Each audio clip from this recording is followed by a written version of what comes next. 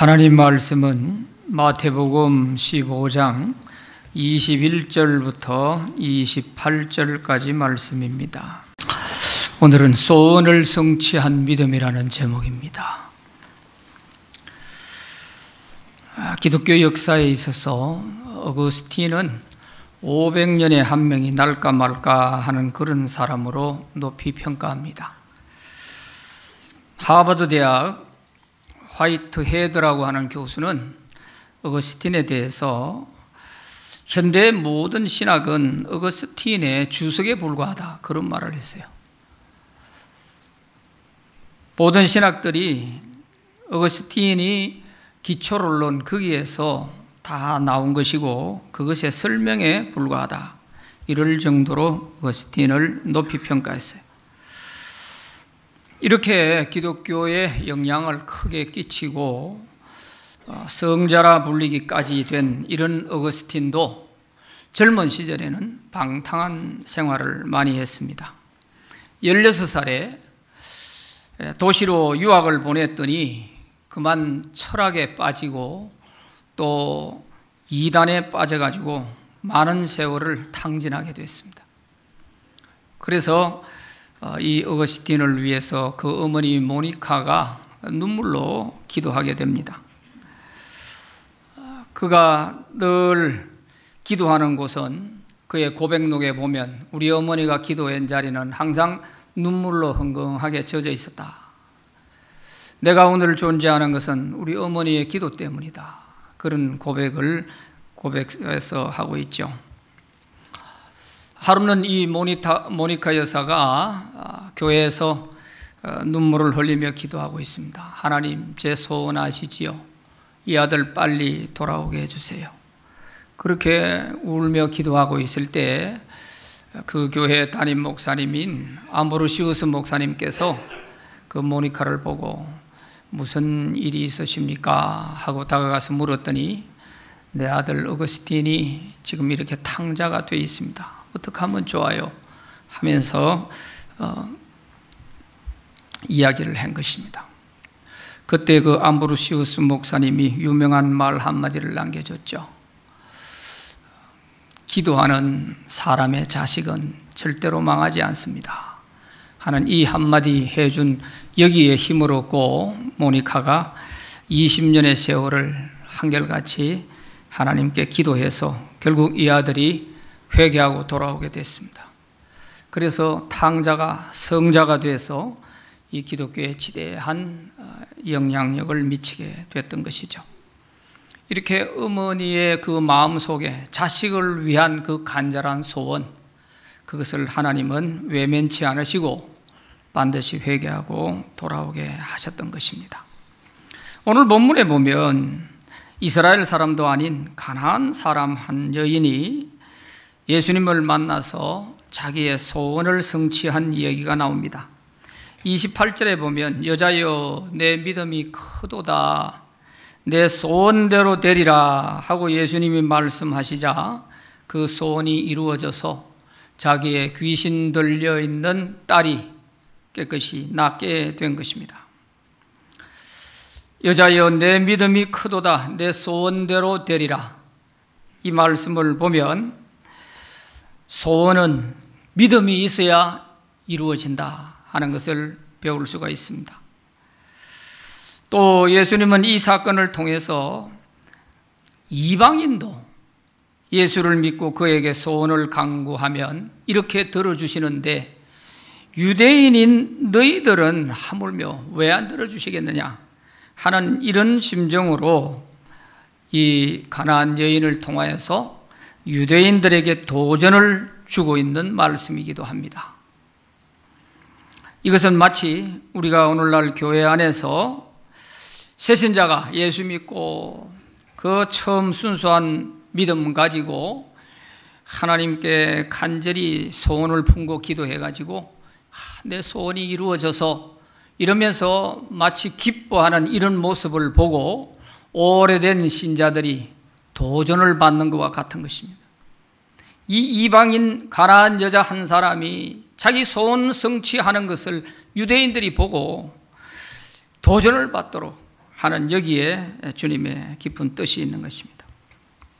예수께서 내 믿음이 크다고 칭찬하시면서 그의 소원을 들어주신 가나안 여인의 믿음이 어떤 믿음일까? 세 가지로 말씀드립니다. 첫째는 기회를 포착하여 강구하는 믿음입니다. 21절 22절 말씀해 보면 예수께서 거기서 나가사 두로와 시돈 지방으로 들어가시니 가나안 여자 하나가 그 지경에서 나와서 소리질러 이르되 주 다윗의 자손이여 나를 불쌍히 여기소서 내 딸이 흉악하게 귀신 들렸나이다 하되, 이렇게 기록이 되어 있습니다. 예수님은 갈릴리 가버나움에서 사역을 하시다가 갑자기 두로와 시돈 지방으로 가시게 됩니다. 두로와 시돈 지방은 당시에는 페니키아 나라였습니다. 페니키아 나라의 항구 도시예요. 지금은 이 지역이 레바논이죠. 국가 이름이 레바논인데 지금도 이 두로와 시돈 이 지역이 항구 도시로 있습니다. 예수님이 갑자기 이스라엘을 벗어나서 두로와 시돈 지방 지역으로 가신 것은 예수님을 간절히 찾고 있는 사람이 있었기 때문이에요. 예수님의 모든 행적을 보면은 우연이 없었습니다.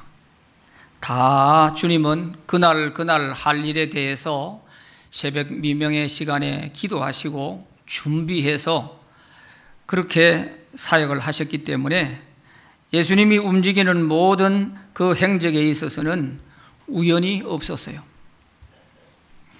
삭개오가 예수님을 간절히 찾고 있을 때 예수님은 여리고로 가십니다. 수가성 여인이 예수님을 간절히 찾고 있을 때 유대인들이 잘 가지 않는 사마리아로 예수님은 가십니다.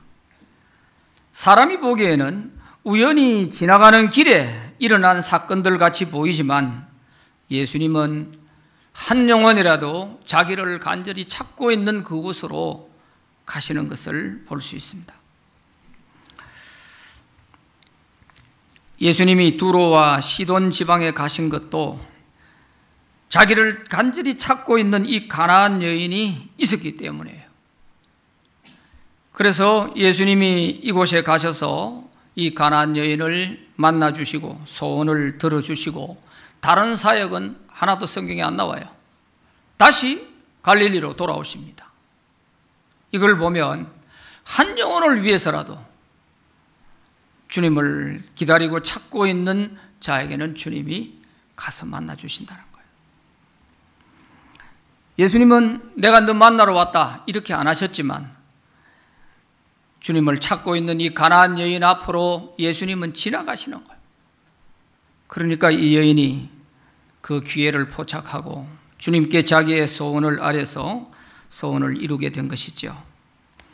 이 두로와 시돈은 갈릴리에서 여기까지 한 60km, 70km 정도 되는 그런 거리에 있는 해안, 지중해 해안에 있는 항구 도시예요. 이런 길도 마다하지 않고 주님은 달려가시는 겁니다. 예수님이 그곳에 도착하시자 많은 사람들이 구경을 하러 나왔을 것입니다. 그런데 이 가나안 여인 한 사람은 달려 나와서 그냥 구경한 것이 아니고 큰 소리로 외치면서 주 다윗의 자손이여 나를 불쌍히 여겨주세요. 내 딸이 지금 흉악한 귀신에 들려 있습니다 하면서 외쳤습니다. 이 가나안 여인을 마가복음 7장 26절에 가서 보면은 그 여자는 헬라인이요 수로보니게 족속이라 자기 딸에게 귀신 쫓아내 주시기를 간구했다 이렇게 기록되어 있는데 여기에 헬라인 수로보니게 족속 이 말이 나오는데 당시는 이 페니키아를 비롯해서 지중해 연안에 있는 모든 나라들이 다 헬라 문화권에 있었던 겁니다. 로마 식민지 하에 시대가 바뀌어서 그렇지만 헬라 문화의 그 영향은 그때까지도 남아 있었죠. 그래서 헬라인이라 이렇게 표현을 한 것이고, 수로보니게 족속이라 이렇게 되어 있는데, 이 수로보니게는 합성어입니다. 수로라는 말은 시리아를 뜻하는 것이고, 보니게라는 말은 페니키아라는 뜻이에요. 그래서 이 두 단어가 합쳐져 가지고 수로보니게, 그러니 시리아, 페니키아 사람이다 하는 그런 뜻이죠. 그런데 마태복음에서는 가나안이라고만 되어 있습니다. 이것도 초점은 조금 다른데, 유대인을 대상으로 한 이 마태복음에서는 가나안 하면은 유대인들 머릿속에 하나님께서 절대로 가까이 해서는 안 될 그런 족속, 이걸로 아예 나이긴이 찍혀 있는 게 가나안이지 않습니까? 그렇게 했는데, 사실은 이 마가복음에 헬라인이요 수로보니게 족속이다 하는 이 말이 오히려 예수님 당시에 그런 정황을 잘 반영해 주는 그런 표현이라 이래 볼 수 있습니다. 2세기 말에 교부 클레멘트라고 하는 교부의 설교에 보면 이 가나안 여인의 이름이 뭐냐면 유스타라고 나오는 겁니다. 유스타. 그리고 이 귀신 들린 딸은 베레니게라고 나와 있습니다.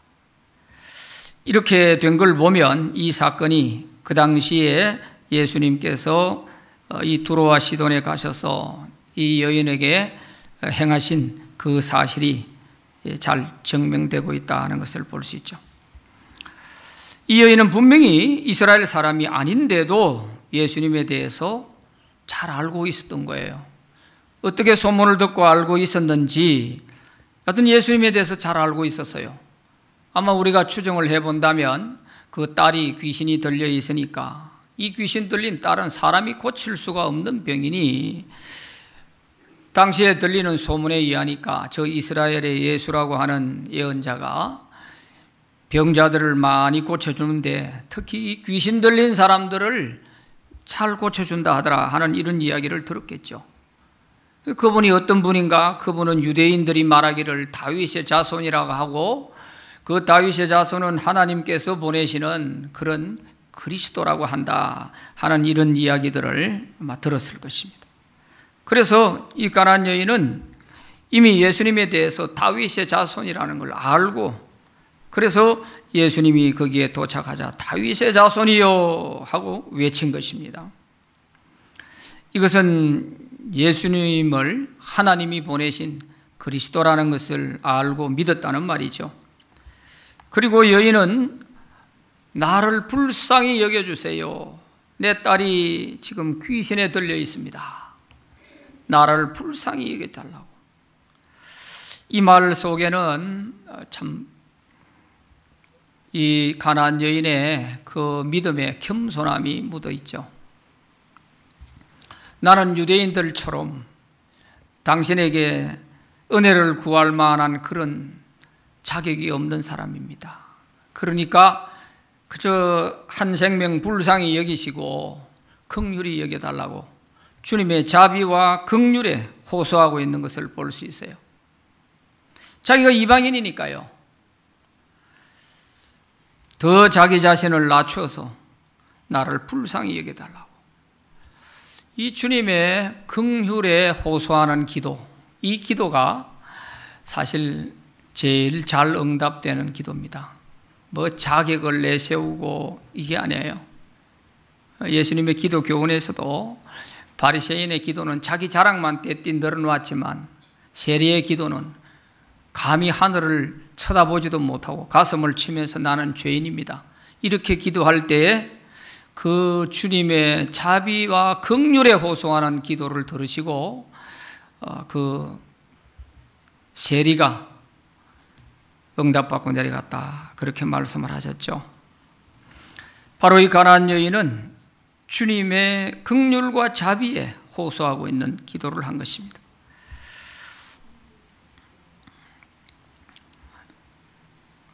그리고 은혜를 구할 만한 그런 자기에게는 자격이 전혀 없는 것이죠.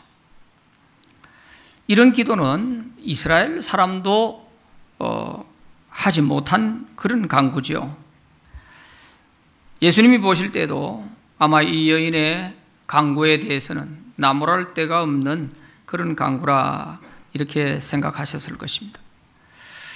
예수님을 그리스도로 믿고 주님의 자비에 호소하며 불쌍히 여기달라는 이 강구, 예수님이 거절할 수가 없으셨던 것이죠. 더구나 이 기회를 놓치면 예수님께 소원을 이룰 수 있는 기회가 사라질 것 같으니까 결사적으로 이 여인은 주님께 간구합니다. 그래서 결국 자기의 딸을 고치는 소원이 성취된 것입니다. 가나안 여인은 예수께서 자기 앞에 계실 때 그 기회를 놓치지 않으려고 있는 힘을 다하여 주 다윗의 자손이여 하고 간구를 하고 또 그 주님 앞에 분명한 자기의 소원을 아뢰게 된 것입니다. 만일 이 여인이 주변에 있는 사람들을 의식해가지고 주님을 불러야 되는데 다윗의 자손 예수여 이렇게 부를 용기가 없고 부끄러워서 부르지 못했다면 아마 흔들이었겠죠. 자기 딸을 고치지는 못했을 것입니다. 또 자기 가정에 귀신 들린 딸이 있다 하는 이 이야기를 거기 구경 나온 많은 사람들이 있는 데서 얘기한다는 자체도 이게 용기가 필요하잖아요. 부끄러운 자기 가정사인데 이 얘기를 그 많은 사람 앞에 드러내 놓는다는 것도 이게 용기가 없으면 안 되는 거죠. 그렇지만 이 가나안 여인은 주변에 있는 사람들을 의식하지 않고 주님을 당당하게 다윗의 자손으로 부르면서 또 주님 앞에서 내 딸이 귀신 들려 고통받고 있습니다. 내 딸을 불쌍히 여겨주세요. 이러고서 간구를 하게 된 것입니다. 이처럼 이 여인에게 있어서 정말 주님이 말씀은 안 하셔도 일부러 이렇게 자기를 찾고 기다리고 있는 이 사람을 위해서 걸음을 하셨는데 이 여인의 믿음이 이런 정도 안 된다면 주님이 가시지도 않았겠죠. 그러니까 많은 구경꾼들이 있어도 주님을 만나서 소원을 성취한 사람은 이 가나안 여인 한 사람밖에 없는 거예요. 그래서 항상 우리에게는 늘 이렇게 주님께 구할 수 있는 이런 기회, 이런 기회가 항상 있는 것은 아니에요. 기회가 있을 때 우리가 부르짖고 기도해야 되는 거죠. 이사야서 55장 6절 말씀에 보면 너희는 여호와를 만날 만한 때에 찾아라. 가까이 계실 때 그를 부르라 그랬습니다. 그러니까 항상 우리가 아무 때나 기도한다고 다 주님이 우리를 만나 주시는 것은 아니에요. 그래서 특히 성령의 감동이 왔을 때, 그럴 때는 기회를 미루지 말고 그 자리에서 기도하는 것이 중요해요. 제가 한 번씩 서울 지방을 갔을 때 탐방을 해보니까요, 뭐 큰 교회든 적은 교회든 예배를 마치고 나면은 교인들이 마치 쫙 빠져나가지 않습니까? 이렇게 다 나가는 중에도 나가지 않고 그 자리에 앉아서 오랫동안 기도하고 있는 사람들을 많이 봤어요. 이게 참 중요하다고 생각해요. 왜냐하면 예배를 드리고 말씀을 듣고 내 마음에 기도하고 싶은 마음이 지금 뜨겁게 일어나고 있는데 그 시간을 놓쳐버리고 나면 기도가 안 되는 거예요. 집에 가서 기도하지 하지만 집에 가서 기도하려고 해보면 안 돼요. 그래서 주님을 만날 만한 때 찾고 구할 수 있을 때 구해야 되는, 그게 어느 때냐? 성령의 감동이 왔을 때예요. 이 기회를 놓치면은 우리는 1년 내내 예배를 드리러 왔다 갔다 하지만 사실은 내 소원을 하나님께 아뢰고 응답받을 수 있는 기회는 다 놓치고 있는 거죠. 여러분들이 실제 해보니까 그래 됩니까? 안 되잖아요. 그래서 우리에게는 성경을 읽다가도 성령의 감동이 오면 잠깐 멈추고 그 자리에서 무릎을 꿇고 기도하는 거예요. 예배를 드릴 때에도 성령의 감동이 강하게 올 때는 예배 마치고 그 자리를 떠나지 말고 거기서 기도하는 거예요. 이 기회를 잘 활용을 하시면 우리의 마음에 담긴 소원도 하나님께서 들어주실 그런 좋은 기회가 될 줄로 믿습니다. 시편 145편 19절에 보면 여호와는 자기를 경외하는 자들의 소원을 이루시며 또 그들의 부르짖음을 들으사 구원하시리로다 그랬습니다. 두 번째는 인내로 시험을 이겨낸 믿음입니다. 23절부터 25절까지 말씀에 예수는 한 말씀도 대답하지 아니하시니 제자들이 와서 청하여 말하되 그 여자가 우리 뒤에 소리를 지르오니 그를 보내소서. 예수께서 대답하여 이르시되 나는 이스라엘 집에 잃어버린 양 외에는 다른 데로 보내심을 받지 아니하였노라 하시니 여자가 와서 예수께 절하며 이르되 주여 저를 도우소서. 이렇게 기록됐습니다. 가나안 여인이 불쌍히 여겨달라는 애원에도 예수님은 아무런 대답을 하지 않습니다. 침묵으로 일관하십니다. 이것은 어찌 보면 전혀 무관심한 그런 표현이죠. 이렇게 하자 제자들이 보니까 답답하잖아요. 뒤에서 자꾸 소리를 지르고 따라오는데 이대로 두어서는 안 되겠다 싶으니까 제자들이 예수님께 건의를 합니다. 주님, 저 사람 뭐 소원을 들어주든지 아니면은 뭐 어떻게 해서 빨리 돌려보내든지 해야 안 되겠습니까? 좀 돌려보내세요. 이렇게 얘기를 한 것이죠. 그때 예수님께서 그 제자들에게 하시는 말씀이 나는 이스라엘의 집에 잃어버린 양 외에는 다른 데로 보냄을 받지 않았다. 이렇게 말씀을 하시는 거예요. 이 얘기를 가나안 여인이 옆에서 다 들었을 거 아니에요. 그런데도 이 여인은 시험 들지 않고 오히려 주님 앞에 엎드려 절을 하면서 저를 도와주세요.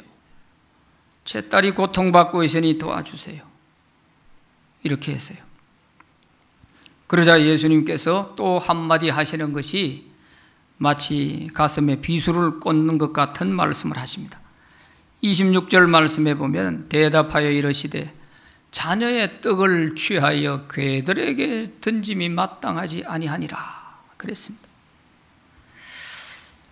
이 말씀은 이스라엘 백성들에게 줄 하나님의 은혜와 복을 이스라엘 사람도 아닌 외국인인 너에게 주는 것은 마땅치 않다. 그런 얘기예요. 이 말씀을 들었을 때 이 가나안 여인에게 있어서는 그 심정이 어땠겠어요? 참 말로 표현하기가 어려웠을 거예요. 당시 유대인들은 이방인들을 개처럼 여기면서 경멸히 이렇게 여겼어요. 이게 일반적인 유대인들의 표현입니다. 택함받은 자기들만 하나님의 백성이고 그 외에는 다 영혼도 없는 개 취급을 하는 이게 유대인들의 그 교만한 모습들인 거죠.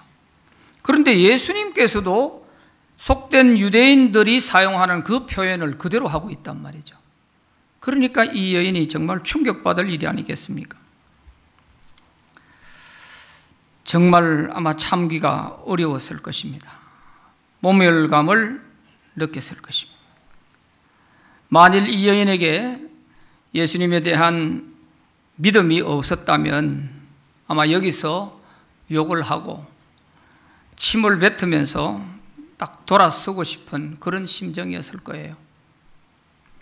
내가 소문을 듣기로는 예수님이 사랑이 많으시고 자비하시다고 들었는데 그 소문과는 전혀 다르네요. 못된 유대인들과 조금도 다르지 않네요. 당시 제자들도 똑같네요. 내가 사람을 잘못 본 것 같습니다. 당신 같은 사람에게 내 딸 안 고쳐도 좋으니까 당신은 빨리 우리나라 땅을 떠나서 이스라엘로 돌아가시오 하고서 아마 침이라도 뱉고 돌아서고 싶었을 거예요. 그런데도 가나안 여인은 예수님에 대한 전폭적인 믿음이 있었어요. 그러다 보니까 이런 예수님의 말씀에 시험 들지 않고 그걸 다 참아냅니다. 믿음이 있으면 주님이 무슨 말씀을 하셔도 그 말씀에 관해서 옳다 그르다 판단하지 않습니다. 주님의 말씀을 판단한다는 것은 내가 주님 위에 올라가 있는 거 아니에요? 어찌 주님이 돼서 저런 말을 할까? 그래도 내가 소문 듣기는 좀 다를 줄 알았는데 사랑이 많으니 자비가 있느니 하는 것 새빨간 거짓말이네. 아마 이러면서 얼마든지 욕하고 돌아설 수 있는 그런 순간인데도 이 가나안 여인은 그러질 않습니다. 내가 이해할 수 없는 말씀을 하시지만 뭔가 내가 모르는 주님의 뜻이 있을 거야. 내가 알지 못하는 무슨 이유가 있을 거야. 나를 가장 사랑하시는 주님이 이런 말씀을 하실 때에는 반드시 내가 모르는 이유가 있을 거야. 이렇게 생각하고 그 말씀에 시험이 들지 않았어요.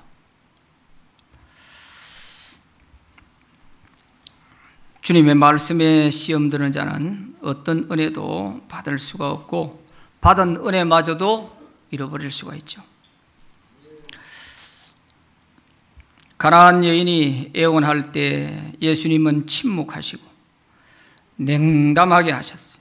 제자들이 귀찮다고 돌려보내라고 했을 때에도 또 예수님이 너 같은 사람 위해서 내가 온 게 아니다, 이런 말을 들었을 때에도 택한 백성이 아니라고 개 취급을 받아도 이 여인은 시험에 빠지지 않았습니다. 그것은 예수님에 대한 전폭적인 믿음이 있었기 때문이에요. 이게 믿음이에요. 오늘 우리도 믿음이 없으면요, 설교가 뭐 저래, 교회가 왜 이 모양이야, 내가 주님 위에 올라가 있는 거예요. 주님 말씀을 자기가 판단을 하는 거예요. 이런 사람은 은혜를 받기는 어렵습니다. 오늘 이 여인을 통해서 우리가 배워야 할 부분이 어떤 모습인지 그걸 우리가 배워야 되는 거예요. 이런저런 은혜를 받기 위해서 시험거리가 막 오는 거예요. 예수님 자신이 먼저 이 여인의 믿음을 테스트를 해보는 거예요. 가혹하다 할 정도로 테스트를 하는 거예요. 그런데 이 여인은 다 통과했어요. 거기에 걸려 넘어지지 않았어요. 무시를 당해도, 자존심이 상해도 거기에 시험 들지 않았어요. 그러니까 예수님께서 그 믿음을 인정하시고 칭찬하시는 것이죠. 우리 사람과의 관계도 그렇잖아요. 전폭적으로 신뢰하는 사람은 무슨 말을 해도 그냥 오케이야, 다 좋은 거예요. 다 받아들일 수 있어요. 그러나 관계가 깊지 못한 사람은 농담 한마디 잘못해도 오해를 하게 되고 크게 싸우게 돼요. 신뢰관계예요, 신뢰관계. 우리와 주님과의 관계도 마찬가지입니다. 우리와 교회 생활의 교회 관계도 마찬가지예요. 관계가 내가 깊지 못하면 자그마한 일에도 시험에 빠지게 되는 거예요. 우리가 이걸 알고 우리도 이 가나안 여인처럼 예수님에 대한 전폭적인 하나님 말씀에 대해서라면 내가 이해되지 않아도 하나님의 뜻이 있을 거야, 이렇게 믿고 아멘으로 받을 수 있는 이런 믿음이 있기를 바랍니다. 야고보서 1장 12절에 시험을 참는 자는 복이 있나니 이는 시련을 견디어 낸 자가 주께서 자기를 사랑하는 자들에게 약속하신 생명의 면류관을 얻을 것이기 때문이라 그랬습니다. 시험은 잘 참고 이겨낼 때 그게 복이 되는 거죠. 예수님도 이 가나안 여인에 대해서 이렇게 아주 시험을 혹독하게 하잖아요. 그러니까 우리가 은혜 받을 문턱에 있을 때에는 이런 시험이 올 수 있다 하는 걸 잘 알아야 돼요. 그럴 때 가벼워가지고 교회가 뭐 이래, 이런 식으로 나오면은 거기서 불합격이 되는 거예요. 세 번째는 거절을 허락으로 바꾼 믿음입니다. 26절부터 28절에 보면 대답하여 이르되 자녀의 떡을 취하여 개들에게 던짐이 마땅하지 아니하니라. 여자가 이르되 주여 올소이다마는 개들도 제 주인의 상에서 떨어지는 부스러기를 먹나이다 하니 이에 예수께서 대답하여 이르시되 여자여 내 믿음이 크도다. 내 소원대로 되리라 하시니 그때로부터 그 딸이 나으니라 그랬습니다. 예수님은 가나안 여인에게 내 소원을 들어줄 수 없다고 사실상 거절을 하신 거지요. 이스라엘 백성들을 위해서 줄 떡을 너에게 주는 것은 마땅하지 않다. 이 사실 거절 아닙니까? 그런데 가나안 여인의 이 믿음의 말 한마디가 예수님의 거절을 허락으로 바꾸어 놓았습니다. 주여, 올소이다마는 개들도 제 주인의 상에서 떨어지는 부스러기를 먹나이다. 참 기가 막힌 그런 말을 볼 수 있습니다. 주님, 어찌 그런 말씀을 하십니까? 이게 아니고, 주여, 당신의 말씀이 옳습니다. 주님이 저를 보실 때는 개만도 못한 인간으로 보이시겠지만 개들도 제 주인의 상에서 떨어지는 부스러기 먹고 살지 않습니까? 이스라엘 백성들에게 주시는 그 은혜를 저에게 다 달라는 거 아닙니다. 그 사람들에게 주고 남은 부스러기 같은 은혜만이라도 내 딸 좀 고쳐주세요. 이게 가나안 여인의 믿음이에요. 더군다나 귀신 들려 고통받는 딸을 가진 어머니로서의 그 믿음. 아마 어머니가 아니었다면 아마 이렇게 못했을지 몰라요. 자식을 생각하는 그 어머니의 간절함이 소원이 되어지고 그 소원이 있었기에 주님 앞에 이렇게 매달려서 어떤 시험거리가 와도 다 참아내면서 소원을 성취하는 거예요. 참 대단한 거죠. 예수님도 이 여인의 얘기를 듣고서 아주 굉장히 놀랐습니다. 그래서 여기 여자여 내 믿음이 크도다 이렇게 되어 있는데 여기 여자여 하는 우리말 성경 번역에는 여자여로만 되어 있는데 그리스 원문을 보면 여자여 하는 그 단어 앞에 오라는 감탄사가 붙어 있습니다. 오 여자여, 오 퀴리우스, 오 굿나잇. 여자여 하는 그 여자가 그냥 일반적인 단어가 아니고요, 왕후를 부를 때 쓰는 말이에요. 퀴나이 하는 말. 예수님이 어머니 마리아를 보고서 십자가 밑에 있는 어머니에게 여자여 하는 그 단어가 바로 여기 쓰여지는 거예요. 오 퀴나이 이렇게 되어 있어요. 그리고 내 믿음이 크도다, 크도다 하는 이 크다는 것이 얼마나 크다는 뜻이냐 하면요, 메갈레, 메가라는 단어를 쓰고 있어요. 우리가 이 마켓에 대해서 처음 나올 때는 슈퍼, 그 다음에 또 뭐가 나와요? 메가처치, 메가마트, 지금은 또 기가마트가 나와요. 이 단어가 100만 단어씩 올라가는 단어예요. 그러니까 여기서 믿음이 크다 하는 이 큰 게 보통 큰 게 아니야. 큰 믿음을 말하는 거예요. 메갈레. 이렇게 예수님이 이 여인의 믿음을 칭찬하시고 감탄을 하신 거죠. 그래서 내 소원대로 되리라 했더니 그 시간 즉시 집에 있는 딸이 귀신이 떠나고 멀쩡하게 됐습니다. 가나안 여인의 믿음의 말 한마디가 귀신에 붙잡힌 딸의 생명을 구했습니다. 가나안 여인의 이 말에는 겸손과 순종과 인내와 전폭적인 예수님에 대한 믿음이 녹아 있습니다. 그래서 예수님은 거절을 허락으로 바꾸어 주셨고 그 여인의 믿음을 칭찬하신 것입니다.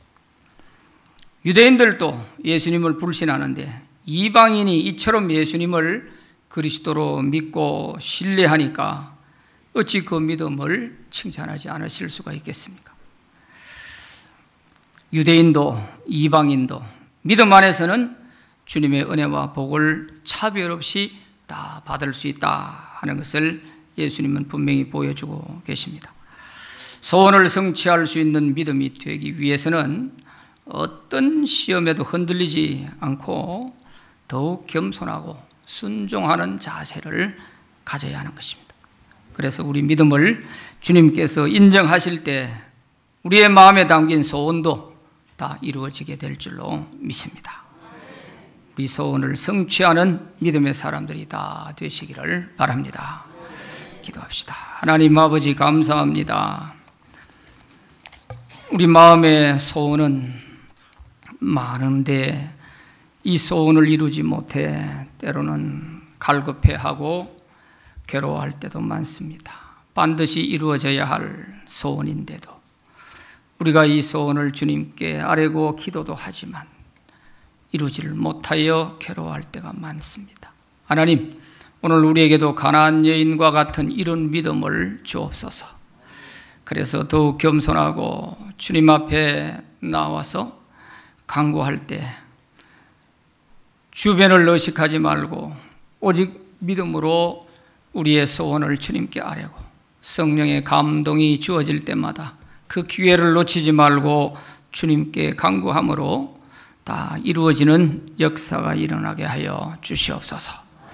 특별히 질병과 고통 중에서 부르짖는 성도들의 간구가 꼭 주님께 상달되고 주님께서 그 믿음 보시고 기쁘게 응답해 주시는 귀한 역사들이 일어나게 하옵소서. 기도해야지 하고 미루는 것이 아니라 감동이 있을 때마다 눈물로 기도할 수 있는 그런 우리 모든 믿음의 성도들 되게 하여 주옵소서. 예수님 이름으로 기도하옵나이다. 아멘.